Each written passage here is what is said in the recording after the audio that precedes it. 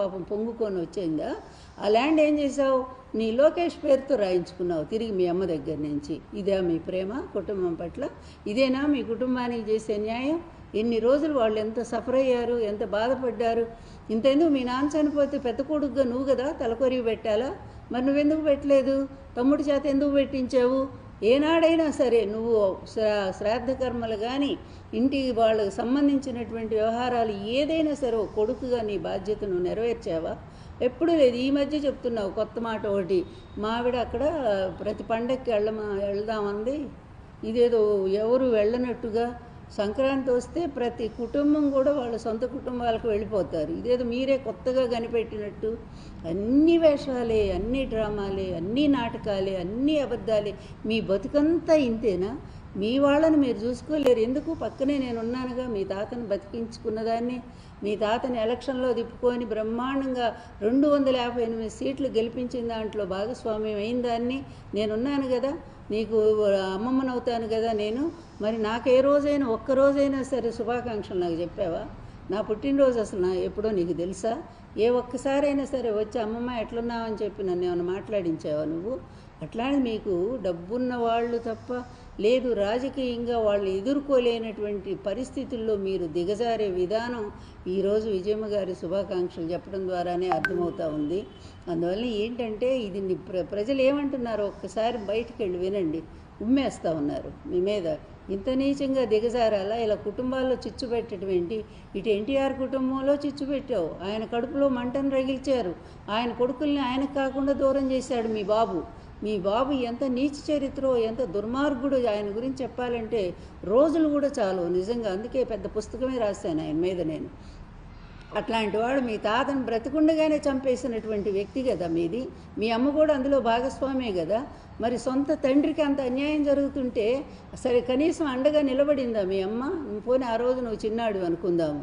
మీ అమ్మ మీ నాన్న అంత ద్రోహం చేసి ఆయన వెన్నుపోటు పొడిచి ఆయన ప్రాణాలు తీస్తూ ఉంటే, ఆయన మీద చెప్పులేసి అవమానం చేస్తూ ఉంటే మీ అమ్మ ఒక్కరోజైనా ఇది తప్పని మాట్లాడిందా? ఎప్పుడైనా సరే బయటకు వచ్చి ఒక ప్రెస్ మీట్ పెట్టి మా నాన్నకి చేసింది అన్యాయం, ద్రోహం అని ఒక్క మాట మీ అమ్మ మాట్లాడిందా? ఏం కూతురయ్యా మరి మీ అమ్మ? ఏం విలువలు ఉన్నటువంటి మనిషి? మీ అమ్మకి విలువలు లేవు, మీ నాన్నకి అంతకంటే విలువలు లేవు. అట్లాంటి కుటుంబంలో పుట్టినవాడి నీకేం విలువలు ఉంటాయని మేము ఆశించాలా? నీ నుంచి అంతకంటే మేమేం ఆశిస్తాము? ఈరోజు వచ్చి పెద్ద ఏదో మగాళ్ళలాగా ఇతరుల కుటుంబాల్లో పాపం జోక్యం చేసుకొని వాళ్ళ కుటుంబాల్లో పోవటమే తప్పు. ఎందుకంటే ఇతరుల ఇళ్లలో ఏదో పందికొక్కుల్లో ఎలుకలో ఇవి దూరుతూ ఉంటాయి అన్నమాట. అట్లా ఇతరుల ఇళ్లలో పోవటం అంటే వాళ్ళతో సమానమే అనుకోవాలా. ఇక అట్లాంటి స్థాయిలో నీచమైనటువంటి రాజకీయాలు చేసేటువంటి ముందు మీ కుటుంబం ఏంటో, మీ చరిత్ర ఏంటో, మీ బాబు చరిత్ర ఏంటో, మీ అమ్మ చరిత్ర ఏంటో, అదేవిధంగా మీ సొంత తాత వాళ్లే కదా.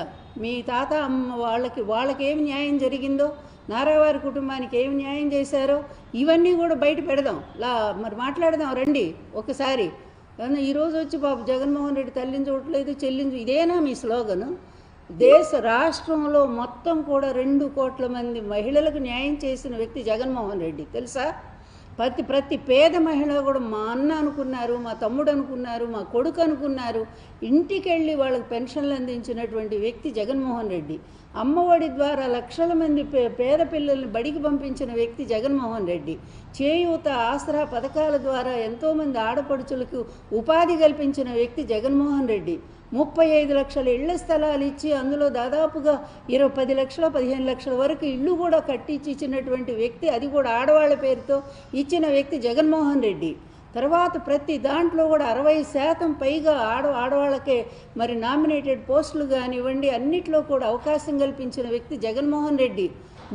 డిప్యూటీ సీఎం ఫస్ట్ ఒక మహిళకి ఇచ్చినటువంటి వ్యక్తి జగన్మోహన్ రెడ్డి. అసలు మహిళలకి ఈ విధంగా ఎన్టీఆర్ గారు తర్వాత వైఎస్ రాజశేఖర రెడ్డి డ్వాక్రా రుణమాఫీ చేసింది జగన్మోహన్ రెడ్డి. ఇంతగా మహిళలకు అవకాశం అందించి వాళ్ళ జీవితాలను నిలబెట్టిన మహానుభావుడైన ఆడవాళ్ళంతా దేవుళ్ళ కొలుచుకుంటుంటే మీరెక్కడ తగులబడ్డారే బాబు? రాహుకేతువుల్లాగా ఈ రాష్ట్రంలోకి అడ్డదారిలో వచ్చే రాహుకేతువులు అంతే కదా, అడ్డదారిలో వచ్చి అమృతంగా చేసుకుపోతారు అప్పుడు దేవదాన యుద్ధం అప్పుడు. అలాంటి మీరు కూడా అట్లాగే రాహుకేతువులే మీ తండ్రి కొడుకులు ఇద్దరు అట్లా ప్రవేశించారు, అడ్డదారులు ఈవీఎంలను మోసం చేశారు, వచ్చారు, లోపలికి వచ్చారు. ఈరోజు రాష్ట్ర ప్రజలను సర్వనాశనం చేసి పడేస్తున్నారు. ఇలా కుటుంబాల్లో చిచ్చు పెడతా ఉన్నారు. అటు ఎన్టీఆర్ కుటుంబంలో పెట్టారు, ఎన్టీఆర్ని చంపేశారు. ఈరోజు జగన్ గారి కుటుంబంలో కూడా జొరబడ్డారు, వాళ్ళకు తగులు పెట్టడానికి ప్రయత్నం చేస్తున్నారు. ఎప్పుడు కూడా ఒక్కటే గుర్తుంచుకోండి, blood is thicker than water అని. ఎప్పుడు కూడా రక్త సంబంధాలను ఎవరూ చెరపలేరు. తాత్కాలికంగా ఉంటే ఉండొచ్చు కానీ మళ్ళీ ఆ తల్లి కొడుకులే ఏకమవుతారు, అన్నా చెల్లెళ్ళే ఏకమవుతారు తప్ప అప్పుడు అందరూ కలిసి మీ ముఖాన ఏం వేస్తారంటే అది కూడా నేను చెప్పలేను. అంత అసహించుకుంటారు మిమ్మల్ని. అందువల్ల ఇట్లాంటి నీచమైన రాజకీయాలు దీనివల్ల నువ్వేదో గొప్ప లీడర్గా అవుతావని చెప్పి అనుకోవద్దు లోకేష్. నువ్వు ఇంకా దిగజారిపోయావని అర్థమవుతా ఉంది. ఎప్పుడైతే ఒక మంచి లీడర్ ఎలా ఉంటాడంటే జగన్మోహన్ రెడ్డి లాగా ఉండాలి, ప్రజల్లో నుంచి రావాలి తప్ప ఎప్పుడూ అడ్డదారి మీ నాన్నలాగానే వస్తే నిన్నెవరు లీడర్ ఇప్పటివరకు నీ పార్టీ అయినా గుర్తిస్తూ ఉందా? ఏదో నీ చేత పనులు చేయించుకోనుకునే నలుగురు తప్ప ప్రజలు ఎవరైనా సరే లోకేష్ మా ముఖ్యమంత్రి అని చెప్పి ప్రజలు ఎవరైనా ఒక్కళ్ళు అనుకోగలుగుతున్నారా? లేనప్పుడు నీ స్థానం ఎంతో నువ్వు ఆలోచించుకో. ప్రజల్లో నువ్వెంత, నీ బతుకెంతయ్యా? అసలు నీ స్థాయి ఏంటో చెప్పు. ఒక్కసారి ఒక్క సబ్జెక్టు నువ్వు మాట్లాడగలవు, ఒక్క అరగంట మాట్లాడు ఒక్క సబ్జెక్టు. అలాగే అడ్మినిస్ట్రేషన్కి సంబంధించి దేని మీదైనా సరే నీకు అవగాహన ఉందా? ప్రజా సమస్యల మీద అవగాహన ఉందా? ఏమీ తెలియనాడు ముఖ్యమంత్రి పోస్టు కోసం మాత్రం ఎగబడుతూ ఉంటావా? దానికోసం ఇతరుల కుటుంబాల్లో చిచ్చు పెడతా ఉంటారా మీ ఇద్దరు కలిసి? ఈ చిచ్చు పెట్టినంత మాత్రం చేత వాళ్ళు ఏదో పాపం అంతా ఇదైపోతారు, వాళ్ళు ఇక నిర్వీర్యం అయిపోతారు, రాజకీయాలకు ఇక ఉండరు అని అనుకునే భ్రమలో బతుకుతున్నారా మీ తండ్రి కొడుకులు ఇద్దరు కూడా? అట్లా ఎంతకంతకు మీరెంతగా అతని కుటుంబం మీద దాడి చేస్తూ ఉన్నారో అతను అంతగా ఎదుగుతూనే ఉన్నాడు. వామనుడు త్రివిక్రముడైనట్టుగా ఆయన ఇంకా ఎదుగుతూనే ఉన్నాడు. రోజు రోజుకి ప్రజాభిమానం పొందుతున్నాడు. ఎందుకంటే అతను లీడర్ కనుకనే అతను ప్రజా సంక్షేమం మీదే దృష్టి పెట్టి పేద ప్రజలకు ఒక దేవుళ్లాగా నిలబడ్డ వ్యక్తి కనుకనే అతను ఎప్పుడూ అలాగే ఉంటాడు ప్రజల హృదయాల్లో.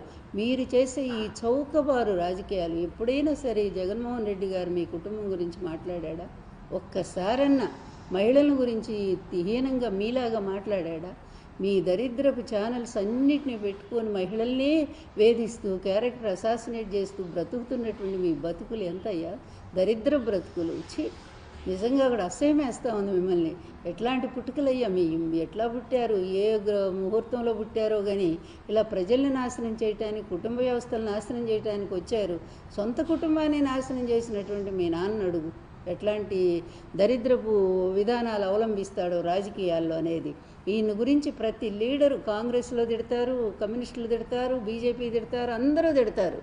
అట్లాంటి వాడు మీ నాన్న మెచ్చుకున్నాడు ఒక్కడు కూడా లేడు. అలాగే నిన్ను కూడా అలాగే తిడుతున్నారు ఈరోజు. నువ్వు వచ్చిన దగ్గర నుంచి ఏం చేస్తున్నావు? నువ్వు దోచుకోవటం తప్ప దాచుకోవటం తప్ప మాటికి నెలకో 2 నెలలకు ఒకసారి ప్రజల దగ్గర దోచుకున్న ధనాన్ని తీసుకుంటారు, స్పెషల్ ఫ్లైట్ వేసుకుంటారు, పోతారు.